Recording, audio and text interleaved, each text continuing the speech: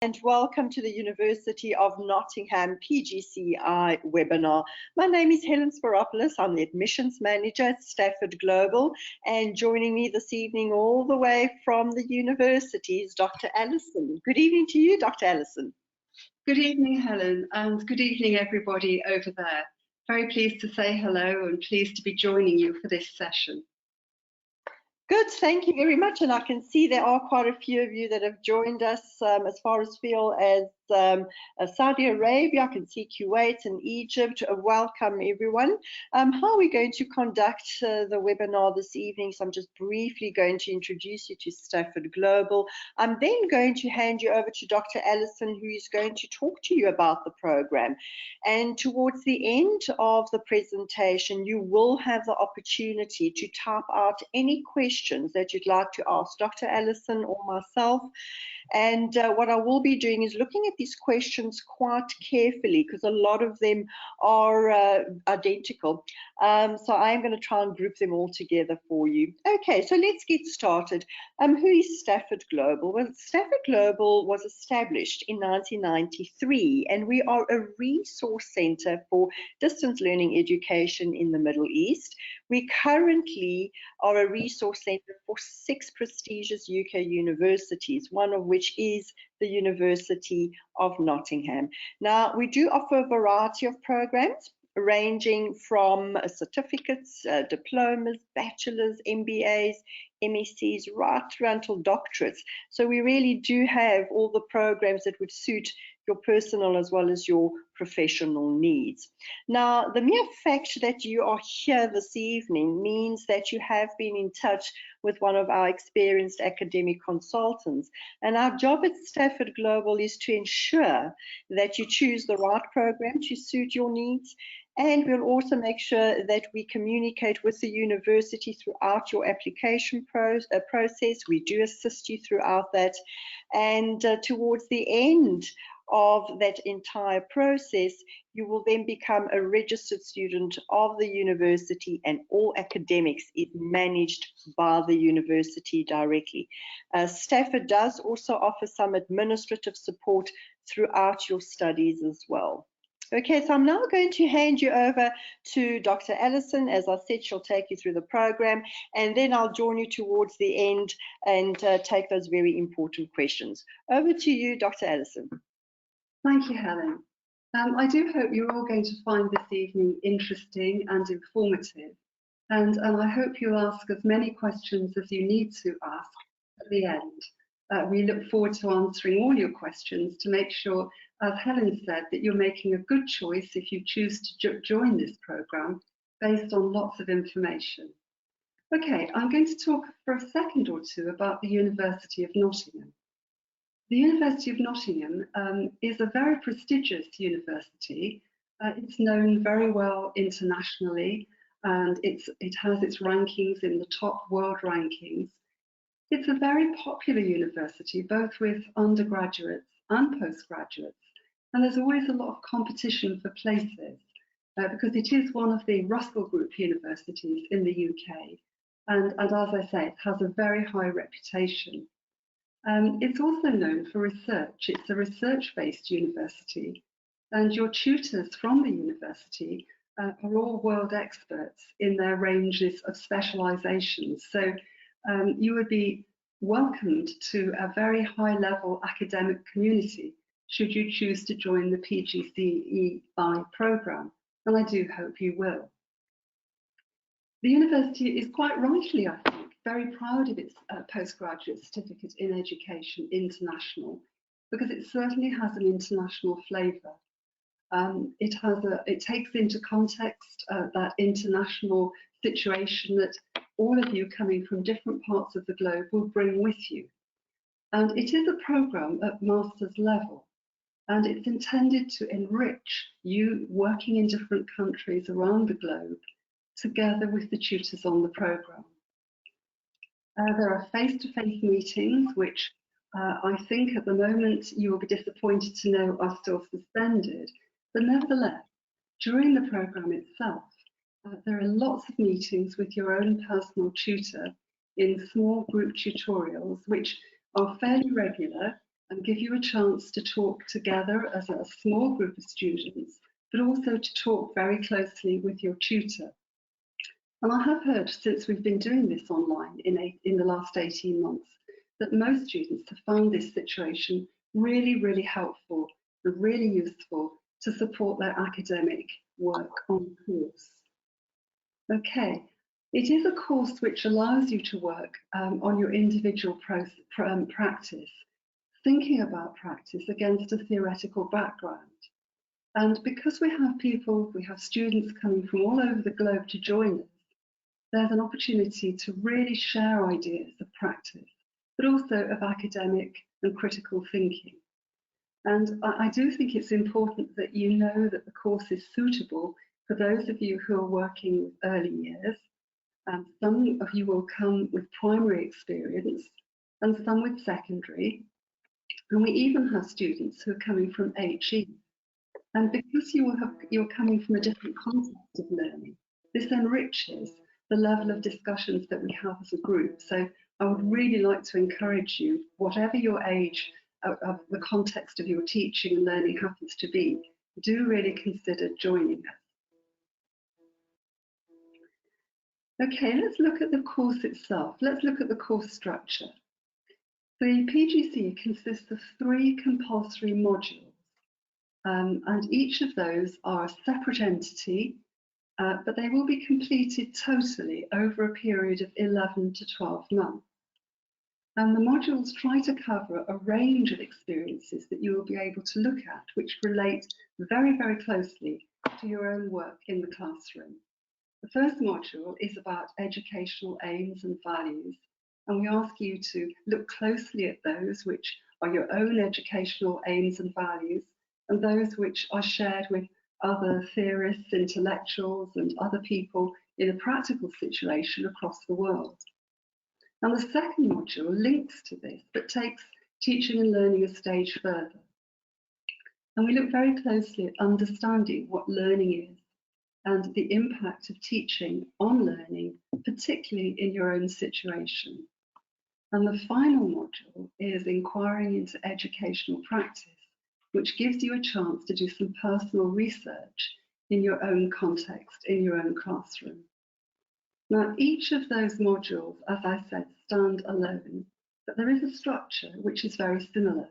And in each of those, we'll be asking you to go through different activities relating to education, and there'll be also plenty of reading to do. And all of that leads to the assignment for each module at the end of each module, which is 4,000 words, which will be assessed. And it's really important to pass each assignment before you move on to the next module. One of the questions Helen and I are often asked is, if I fail a module, what happens? Do I fail the course? Can I resit it? And I'm going to answer that now because it is a question that comes up very often. The answer is yes, you can. Very rarely do people fail the modules because we hope that the tutor support is going to be there and impact on your learning. But for one reason or another, it does happen occasionally, and you are able to resit each of those modules because it's important to pass each one to gain your certificate. Now, if you are successful, and I'm sure you will be, credits that you gain from the assignments of 53, which is the pass mark and above, can be transferred and used towards an MA in education. And that could be an MA in education, or it could be an MA in special needs or educational leadership. These are available at the University of Nottingham, and you accumulate credits from your work on the PGCE, and in fact you'll have 60 credits, which is half the credits needed for an MA. So it sets you in a very good place if you choose to go forward with your education after the PGCE. You don't have to do that immediately. There is a period of 2 to 3 years that you can use as other work before you take your credits forward and use them for an MA. So you don't have to do it immediately. And I think sometimes people prefer to do that whilst others, whilst you're in an academic learning mood, like to go straight on and carry on with their MA. So I think I probably need to say as well at this point that all materials and learning resources are online. You don't have to buy anything to fit the course or in fact the MA. There are rich resources, a rich array of resources of research, readings, videos, all sorts of things that you can use and you can find online. And in addition to that, you will have individual tutor support and group discussions, which I mentioned earlier. Okay, if you do choose to do this, what kind of requirements are needed from you? Well, the university does require you to have at least an honours degree or equivalent for at least a second class honours, or an approved personal qualification, which is actually equivalent to that second class honours. Now, I think sometimes people have queries about this, and I'm sure that you'll be able to get excellent advice from Stafford's academic consultants if you have a query about this. And the other point to remember is that if English is not your first language, you do need to have evidence of your expertise and competence in English. And you may need to achieve an IELTS qualification at an academic level of 6.5 minimum and no less than 6.0 in all the other 4 elements, which are, of course, speaking, listening, reading, and writing. You may have questions about that later, but that's the information which I need to give you at this point. Ideally, you should be an established educator, perhaps in your own classroom, in your own context with students, with also day-to-day access to a computer and the internet. The regular connections to an educational context are really important for modules 2 and 3 when you are looking particularly at classroom practice. But we do understand that this sometimes is difficult. And we are keen to encourage people who work online to be part of this course as well. It doesn't exclude you. And also, non-standard applications will be considered, and definitely on a case by case basis. So don't be put off. Don't be inhibited and not apply because you're not actually in a classroom context at the moment. Again, you will get excellent advice from academic consultants at Stafford, and I'm sure that they would encourage you to make an application if they felt your other credentials were relevant. So please do think about it. You do need a list of things to prepare to make your application. You need a transcript of your degree or academic qualifications, and you do need a reference. But that can be either an academic reference from your current context of work or your academic situation before in your degree and further training, earlier training, or it actually can be a work-related reference. You also need a personal statement of approximately 500 to 700 words, and this is really important. It's important to discuss your interest in teaching and learning, and to say why you'd like to join this course, and particularly why you'd like to join this course at the University of Nottingham. And alongside that, it's important to put together a detailed CV. And don't forget to include things. Don't leave anything out from your CV, which might not be completely relevant to education, but it makes it interesting for you as a person to talk about some of the things that you might have done, which make the person that you are today. And the university is very interested in people who've done other things and had other experiences. You also need to access the application form, the Nottingham application form, and it's important to have a copy of your passport and proof of English that I've just talked about a moment ago. Okay, well, currently we are accepting applications for March 2022, which may seem a very long time ahead, But the courses are very popular and places are limited in every cohort. So if you are interested in joining this programme, this course, I would encourage you to put your application in as soon as possible. The programme starts on the 1st of March and the deadline for applications is January the 21st, 2022. So although that gives you lots of time to prepare now, when the time comes, things always happen in a rush, don't they? So please try and be ahead of yourself if you can and make your applications early. Once you've been accepted onto the course, and you will be knowing that fairly soon after your application, you will be invited for an online interactive 2-day induction programme. And there is one scheduled for March 2022. We are firming up the actual dates for that induction programme, but the dates are always on a Friday and Saturday, which is your weekend time. So you don't need to take time out of your current work, although you do have to give up a weekend. It's a very interactive experience with lots of workshops, looking at the course, helping you get introduced to the course properly, talking about the areas that the course will cover, and making sure you're clear about the expectations of yourself academically, and helping you to become critical thinkers, showing you how we expect you to do that over the 2 days and follow that through during the following 11 months. It's a great time to meet other people on the course. We have lots of group activities which enable you to get to know other students, and that's a very important part of the course. The networking and supporting each other during the 11 months is really important. It can be quite a lonely job just working online on a course on your own, and we do encourage you to make those contacts with other people and form groups to support each other. And a lot of that happens during that induction programme.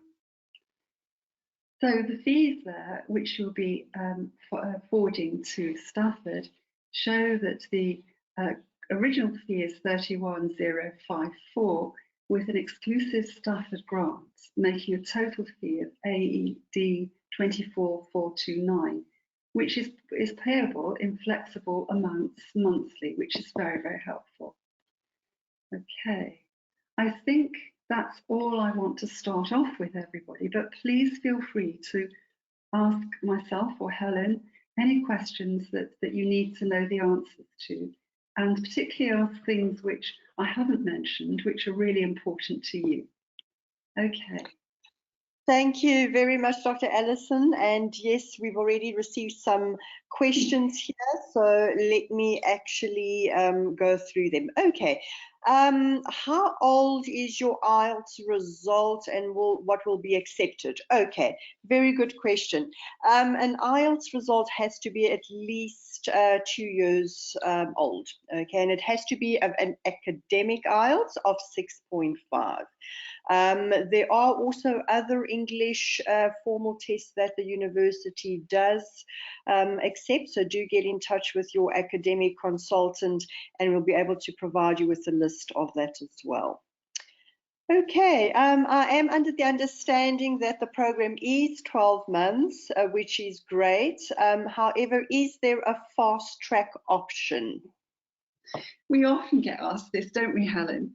And I really say to everybody, the quick answer is no, because there is so much to learn in 11 to 12 months. Not to put you off, but there are lots of things to do. And if you do it quickly, you don't benefit from the programme as much as you might. You know, it's a programme in which we ask you to reflect and think about things in some depth. And although in the past we have had students who had a fast track and they have passed the course, I don't think the satisfaction for you personally is there as much as if you do it in the 11 to 12 months. There's always a case which is unusual. So if you have reason to fast track, it's always possible to just make that inquiry to see if you can do it. But the general answer to that is no, because the time the 11 to 12 months will pass very quickly, and there's such a lot to do.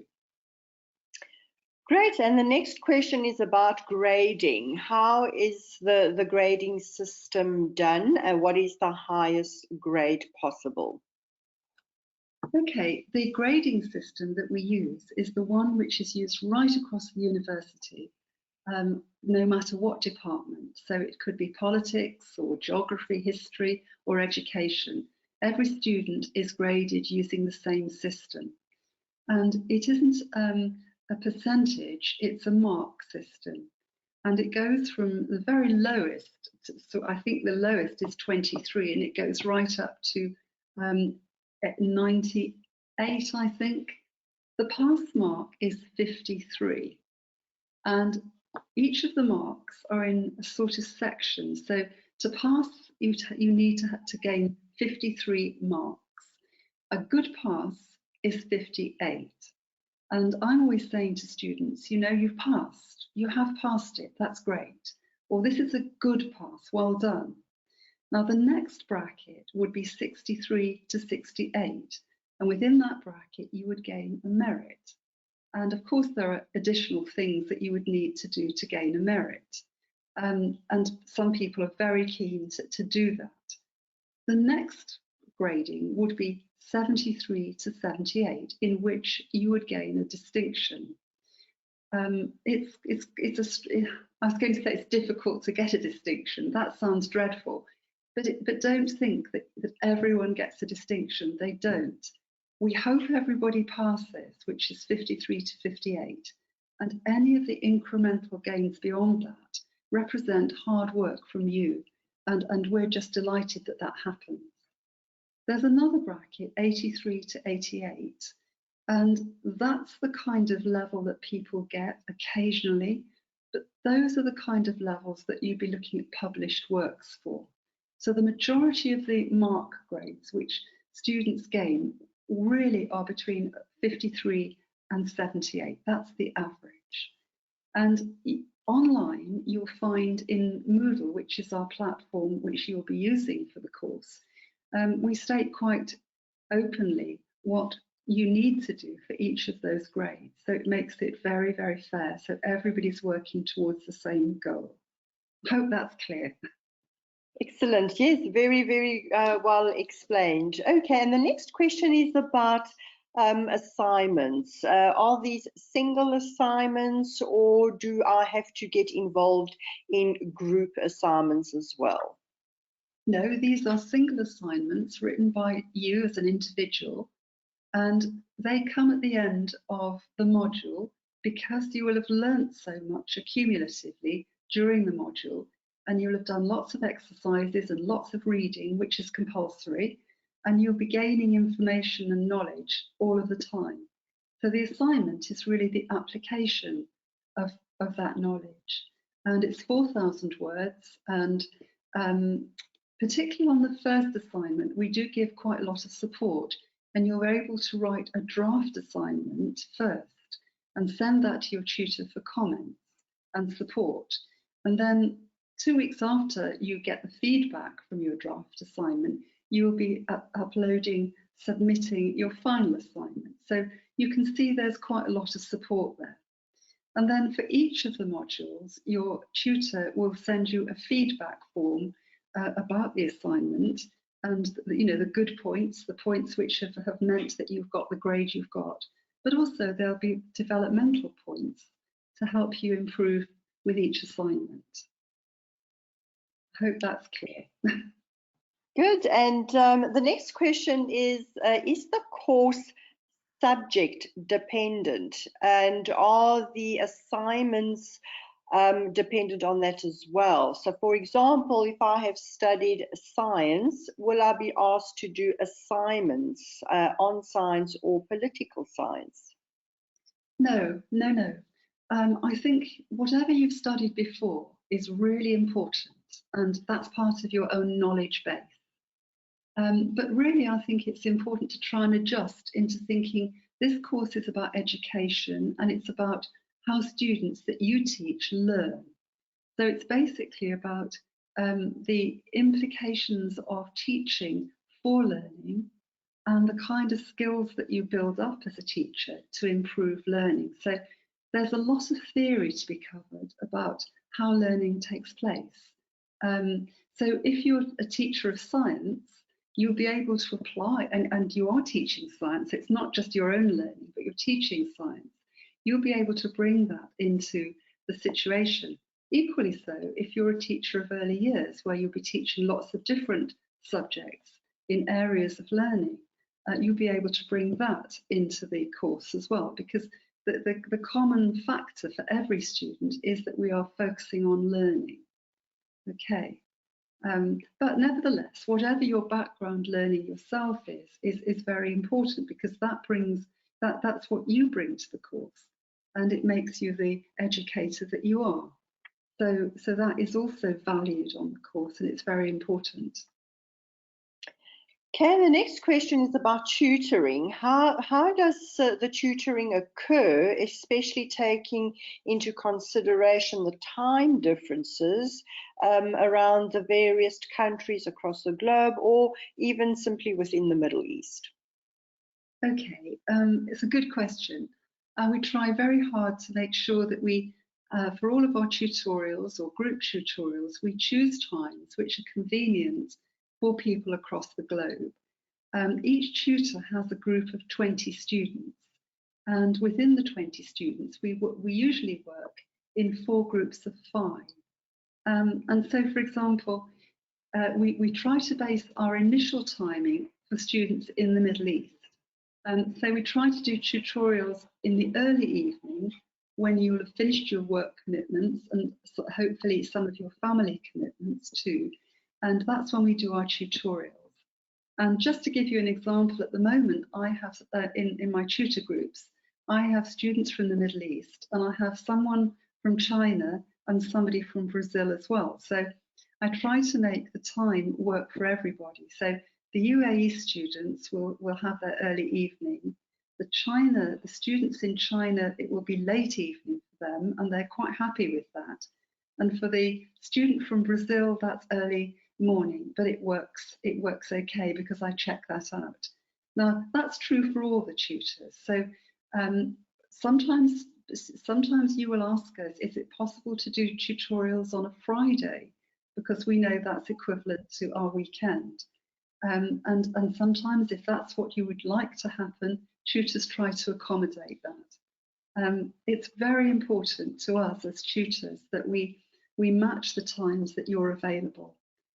So we take it all into consideration, absolutely. Great, and the next question is a very popular one that always gets asked. Can I teach in the UK after completing this qualification?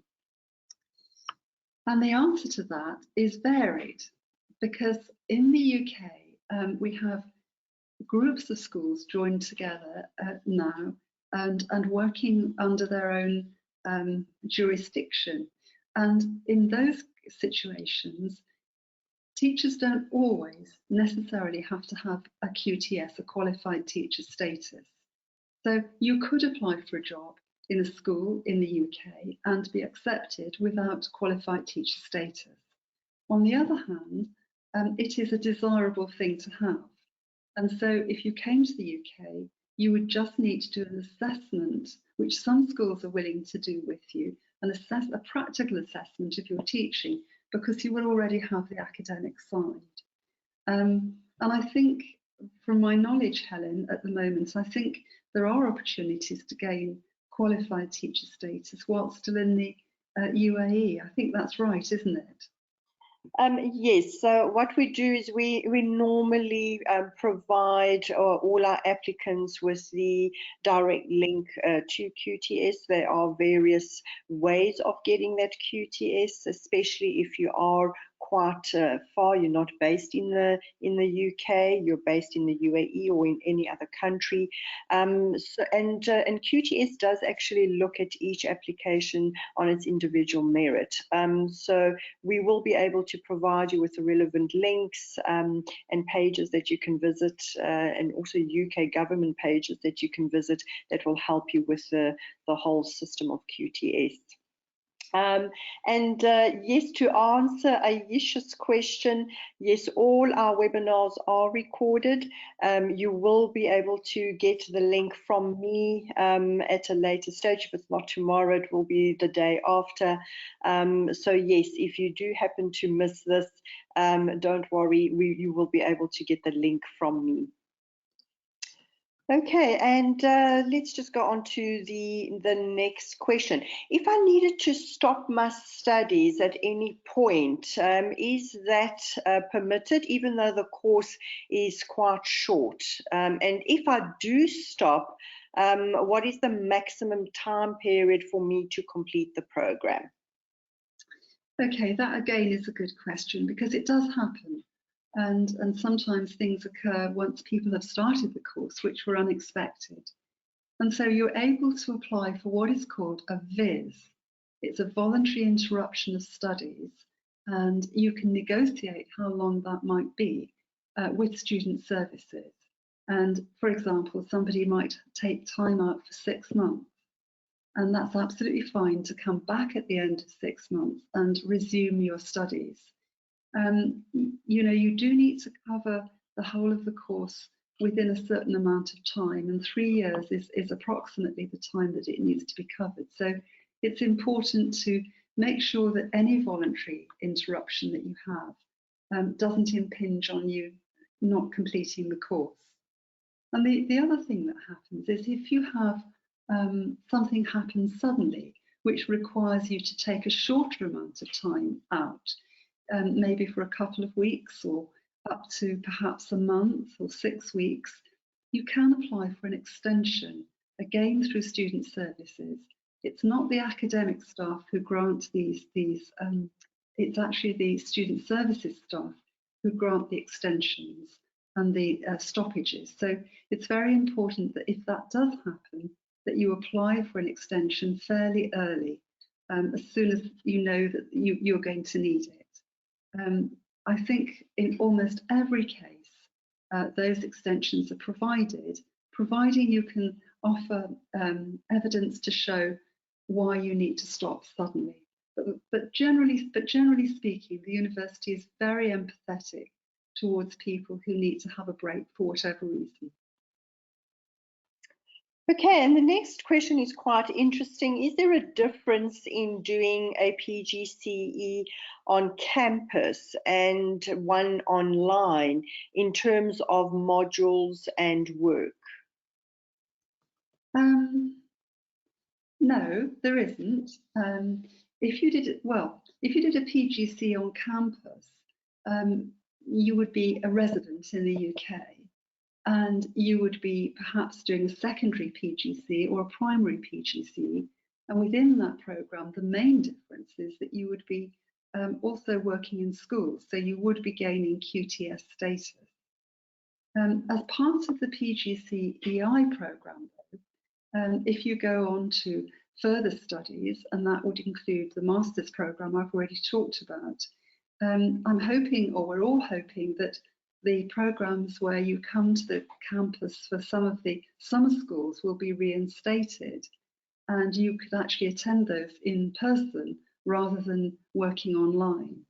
And those link very much into the programme of masters. You can do a module, as for example, as a summer school by coming to the UK and working on that module for 6 weeks.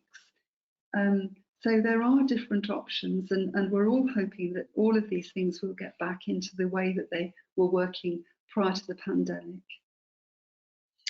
Okay, and can I attend any lectures at the actual university halfway through my studies, or do I have to continue with the online option?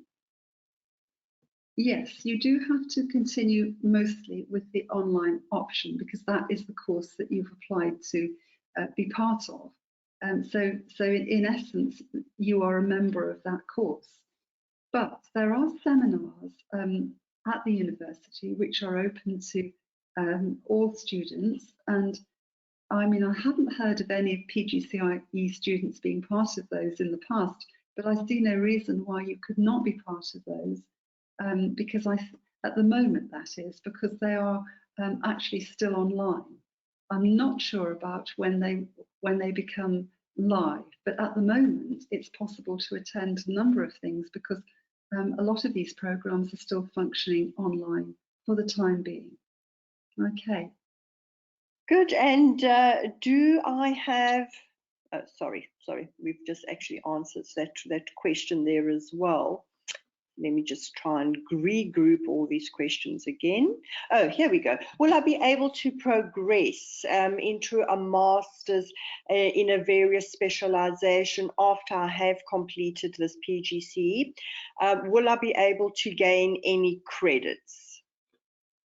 Yes, you will. If you pass the course, if you pass the PGCE course, which means you need to gain 53 marks for each assignment and complete the coursework, then you have an automatic access, you gain an automatic access to a master's course.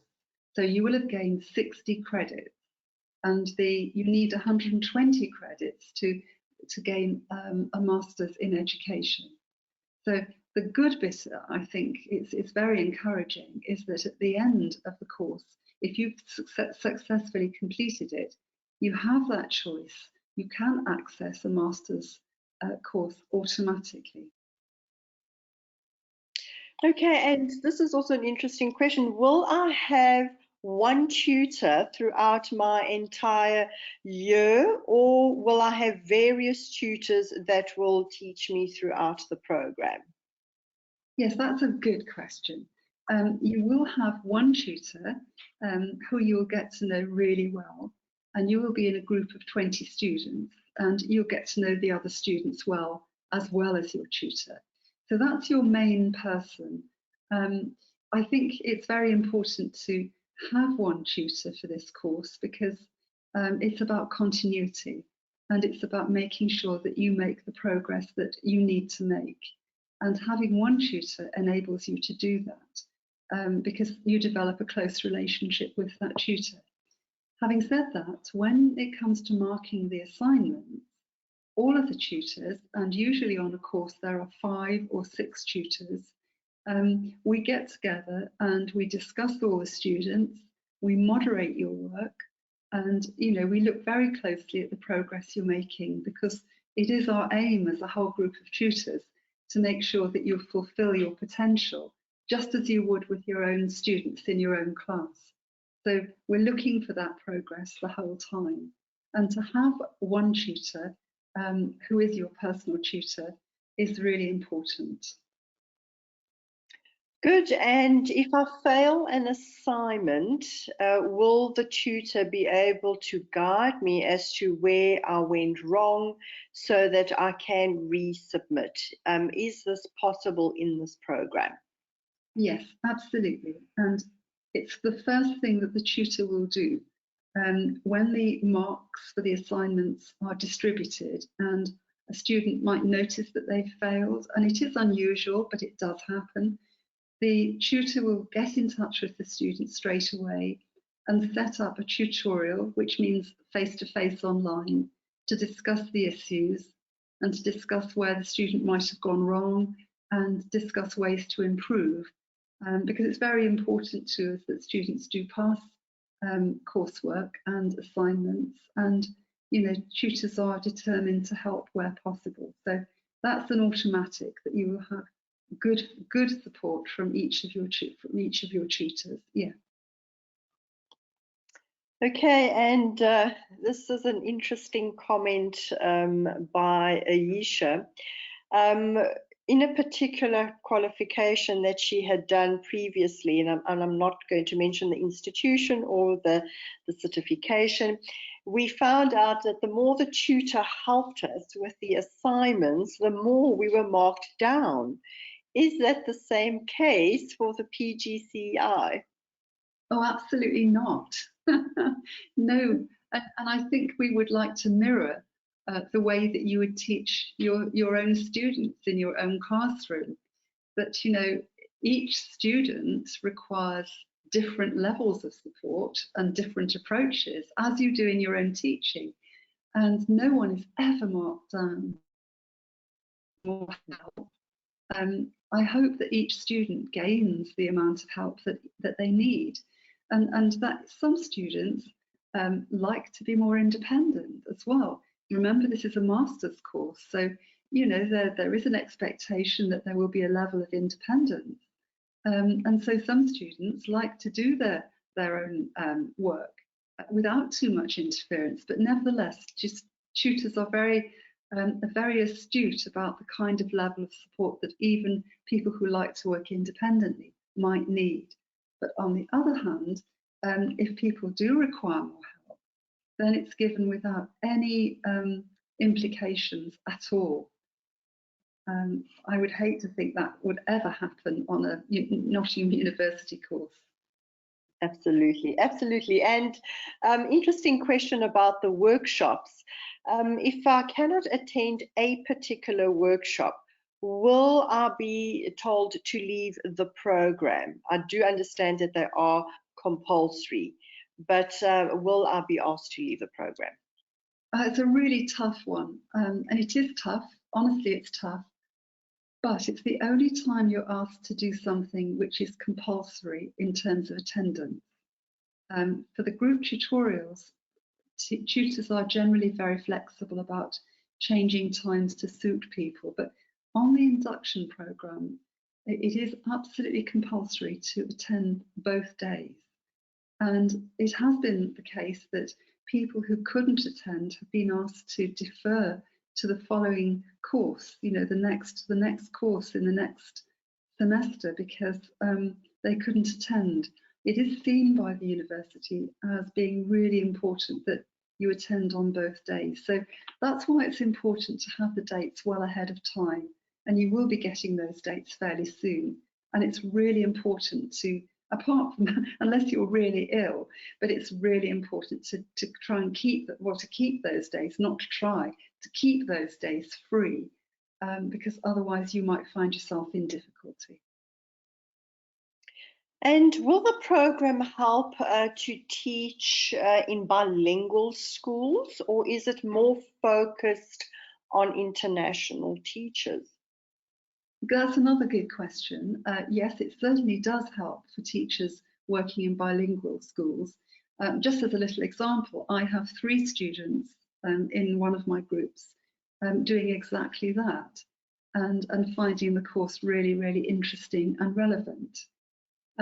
But also part of the course itself, when we look at Module 2, we look at teaching and learning, and some of the activities within those units of the course are about bilingual students, about teaching bilingual students, or teaching also English as a second language or English as an additional language.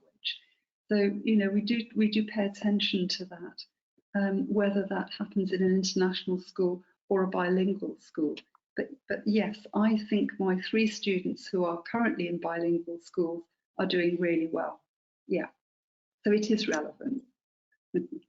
As an international student, will I be able to graduate at the campus, or do I have to receive my degree certificate remotely? You'd be very, very welcome to join the graduation ceremony on campus. Many students from the UAE do, and some students who join the course in the UAE are situated somewhere else in a different part of the world, and they also come. We've recently started to reinstate those graduation ceremonies, or we will be doing this coming term in person. Over the period of the pandemic, it hasn't been possible to do that. So we've had to do graduation ceremonies online, which have been great, but really it hasn't been the same as coming to the university to receive your certificate. So you will be most welcome to do that. Yes. Okay, and I have one last question that comes from Oliver.